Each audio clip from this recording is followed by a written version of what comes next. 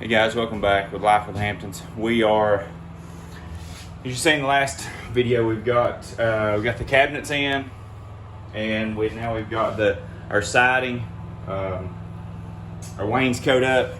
As you can see, we've got that up, and what I'm doing now is prepping.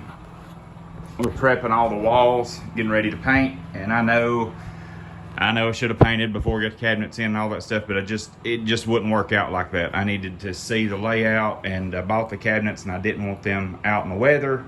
So I had to store them in here, and then I couldn't do any work in here without them being up. So the old saying is, it is what it is. So like the joints, I pulled these strips down.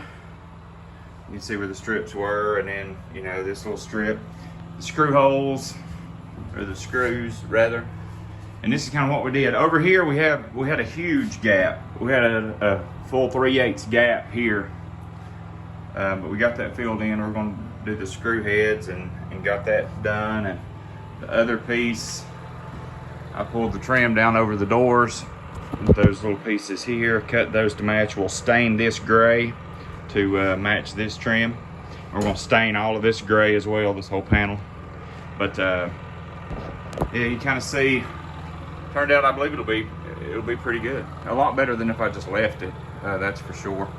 And I don't really know what to do on the painting this. What I'm gonna do is I'll probably take the air hose and blow it down really good before I start painting, obviously. But I thought about putting a textured ceiling up, or textured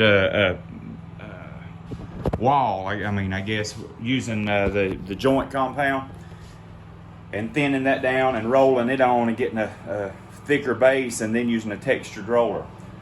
But it being joint compound on non-drywall, on wood, I was afraid it jarring and bouncing, it would chip off and fall off, and then you'd have to scrape all of it off and then start from scratch again. So what I'm gonna try, I got some oil-based paint, and we got some light gray oil-based paint that is made for floors and patios. So we're gonna try that, and I'm gonna put 2 to 3 coats, heavy coats on it, and hopefully I can, out of 2 to 3 coats, I can get enough textured. I got a textured loop roller, which I don't like, but on the last one we'll try that textured loop roller to see if we can get enough texture in it to hide what little screw holes are left and stuff like that. So that's what we're going to try. So anyway, that's going to be this video. I'll get you some pictures and some more clips here in a minute. Guys, back at you again. It is a scorcher out there today, and it's over 90 degrees, and that's hot where we're at. But I'm in here, got my door shut, the AC's on, and it's nice 68, 70 degrees tops in here, so it's nice. As you can see, went back and we sanded all the little spots, the wood filler. We got all that sanded, and we got everything taped up. We were fixing to start painting. But as you can see, that, I mean, if you were going to do nothing more than leave this plywood, it's worth putting that wood filler on,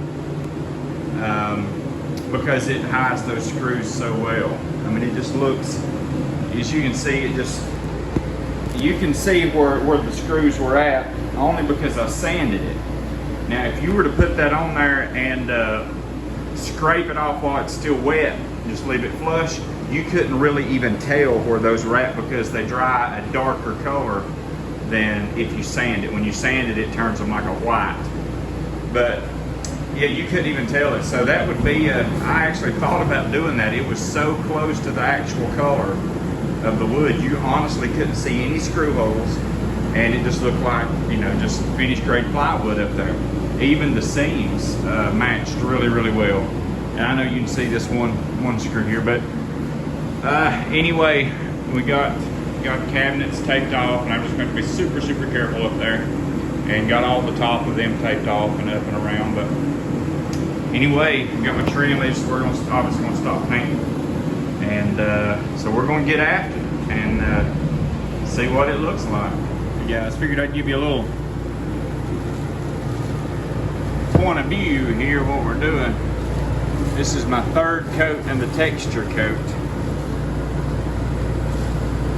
You can really see what we got going on. I'm trying to get you in the light where you can kind of see there. I thought this was a loop roller, and it's not. It's like a sponge roller, so it's a lot better than a loop roller. So, but you still got to go really slow because it really throws the paint if you speed up any.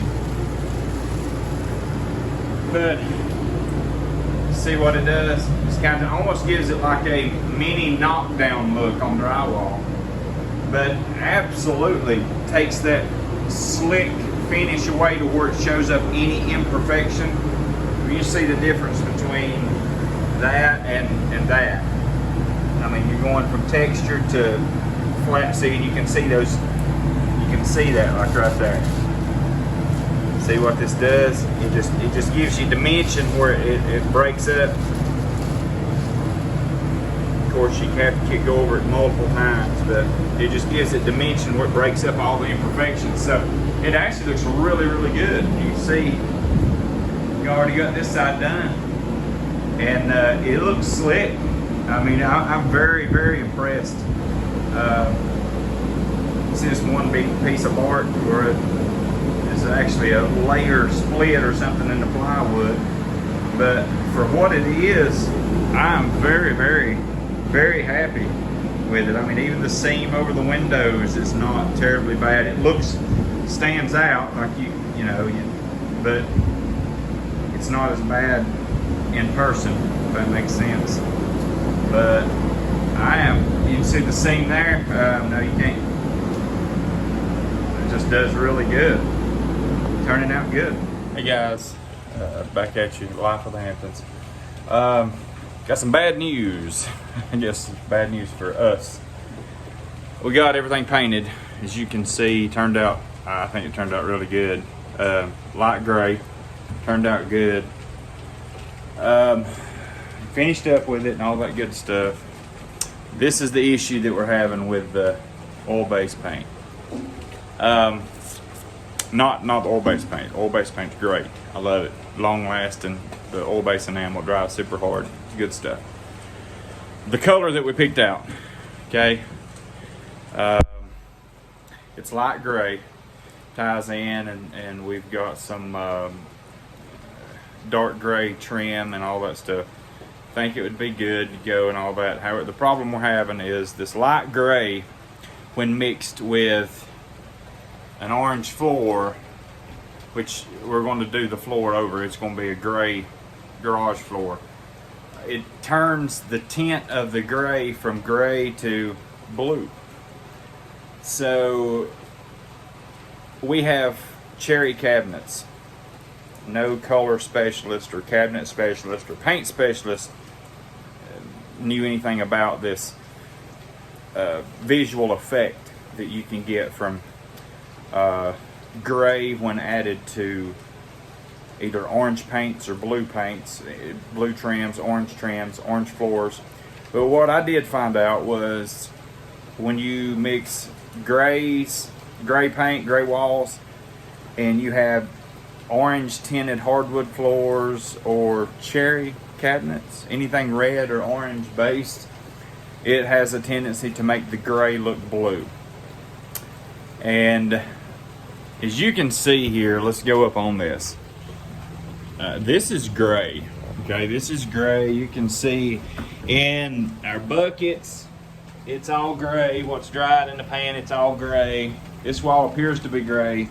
However, when you put it facing with the blue cabinets, or so the cherry cabinets, it gives the appearance that the wall is blue.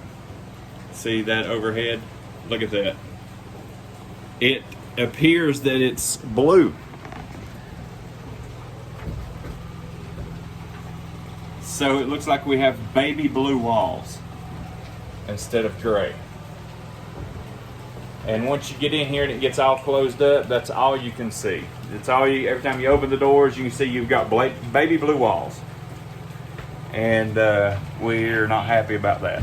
So we went back to Lowe's again, and I bought white paint. So yes, I will have to retape everything again and repaint. And I hate to paint. I hate to paint, let alone repaint. But anyway, that's what we're doing, and neither one of us is really thrilled about it. But she can't stand it either. It's crazy because you can look at it. You look at it in the bucket in the pan, it's gray. You can look at it back there in the corner all by itself, up close and personal, and it's gray. You get it in here with those cabinets, and it's blue. And it's blue. It turns it blue. I hate it. Jobs, I put 3 heavy coats on this, and so at least there's one good thing about it. We've got 3 coats on it, and I already have the textured coat on there. So I just have to put just have to make coverage go 1 coat of white. Hopefully, is all we're going to need to go on this. So just make sure it's got really good coverage. The oil base, it's a light color, so the oil base white paint should really cover good with 1 coat. So I think we got enough paint for 2 coats, but Hope we don't need it. We'll see if we can get this done 1 coat. Anyway, see y'all shortly. All right, guys, we're back after 3 or 4 hours of work, maybe 4, maybe 5. We got everything taped up and painted. I took 2 coats, and honestly, what we've got, I got 2 quarts of paint. Since I'd already put 3 coats of the gray, which turned to blue, I put 3 coats of it on. I thought that it would only take 2 quarts to finish putting 2 coats of the white on, since I already had 3 coats. I can't talk. 3 coats of the gray. But the gray is a lot darker, and turned out that it took 2 heavy coats to cover it up. It did cover, but the amount of paint I had left over is you could not put in a thimble. Matter of fact, you'd have to squeeze it out of one of the brushes, because it took every drop it had to finish it with 2 quarts. So glad that we did have enough to do it. So without further ado, you can probably sit in the top right there, can't you? Look at that. We got some crisp tape lines, the ceiling. Look at that. It looks a million times better. I taped, we got a good tape line. So we got a good sharp edges right there. Good sharp edges everywhere else. Of course, we're doing backsplash and stuff here. You got all of that. You can see up here, there'll be trim board right there. So trim board there, and then a trim board around this face. The face here, as you can see, face now looks white, not blue. So we got all of that. And of course, we'll trim around all of this, and then this is the type of wood. I want to show you what we've got. See, it all looks really good. This is the trim boards that we had right here. This pewter gray, that's what we had. You see, I'm not putting it back up. Well, look, I've got it all in here. You can see a piece standing. That's the piece of the trim that we took back off when I started painting. But I decided we didn't like that, or my wife decided. So what we did go with, it's beautiful, beautiful trim. And she's looking at me right now. But look at this stuff. It's a wormy, really, really wormy, weathered look, and it is absolutely gorgeous. So it matches perfectly. I mean, you can see it, how it matches what we've already got, and it'll give a hint of a natural look, which I like. So now we've got this gray, and you can see here that the gray has got a lot of white in it, and it's going to really accent the white here. And we've looked, and we've bashed our heads, and I'm sure you've already seen some more wood here, but we've bashed our heads for a long time. 2 weeks, 3 weeks, on what to do for a backsplash. And everything that we thought about that says backsplash is outrageous. It's outrageous and it's foolish, the prices that they're wanting for some of this stuff. Just to do our little backsplash right here, I mean, from here over, and you can see just come up right here, for the little peel and stick stone or the peel and stick stuff, you're talking about $450 to $500 for the stuff to do this, and it's crazy.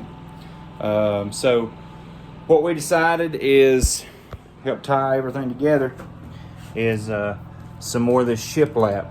But to do the you can see this is probably 80% white. See there?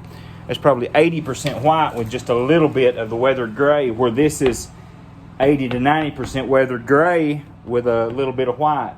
So we figured that would complement it, and it would really tie it in together.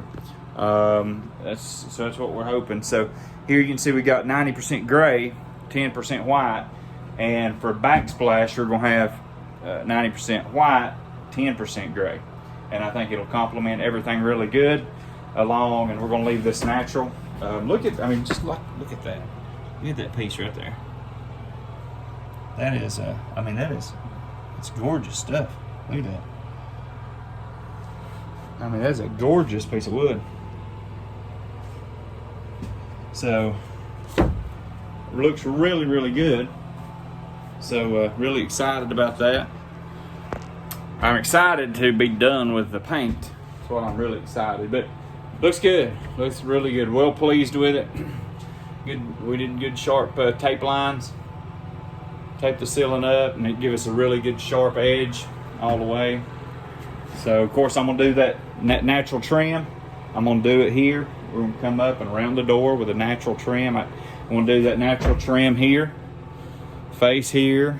I just think it'll look really good. The pieces in the back, those little pieces right there, I'm gonna cut them off with my oscillating saw and take that little piece of trim, and we'll have the natural trim that we got. Hey everybody, just thought I'd give you a couple of still pictures of our gray to blue to white transformation. It's a little disappointing. We went through, but we made it. Hope you enjoy. God bless.